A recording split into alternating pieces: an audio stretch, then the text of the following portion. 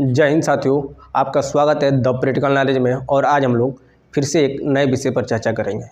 साथियों, जैसे कि हम सब लोग को पता है कि आप लोग देखते होंगे कि मकड़ियाँ जाल बनाती हैं और उसमें जब कोई कीट पतंग आते हैं तो उसमें फंस जाते हैं, या हम भी कहीं जाते हैं तो झाले हम लोग शरीर पर क्या होते हैं, लग जाती हैं।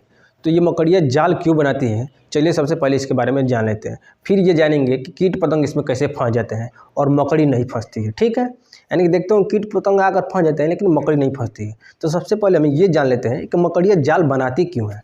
देखिए, सब लोग अपने अपने भोजन का बंदोबस्त करते हैं।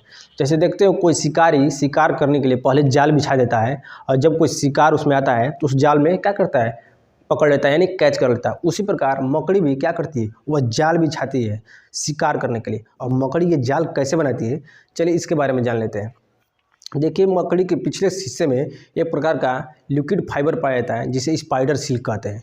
अब ये क्या होता है, स्पाइडर सिल्क वो अपने पिछले हिस्से से निकालती है, और जो ही ये हवा के संपर्क में आता है स्पाइडर सिल्क, यानी जो द्रव्य अवस्था में रहता है, वह सूख कर रेशे के रूप में धारण कर लेता है, यानी कि एक रेशा का रूप लेता है। और मकड़ी उसे क्या करती है, जाल बुनते जाते हैं, जाल बुनती जाती है और एक अच्छा खासा जाल तैयार कर देती है। अब क्या होता है, जब कोई कीट पतंग या मक्खी कुछ भी आती है तो उसमें आकर फंस जाते हैं, यानी कि उड़ते उड़ते कहीं से भी आते हैं, कुछ भी आकर उसमें फंस जाते हैं। और जो ही उसमें आकर वो फंसते हैं, मकड़ी तुरंत उस पर अटैक कर लेती है, उसको अपना भोजन का निवाला बना लेती है। यहाँ तक तो बात आप लोग समझ में आ गई होगी।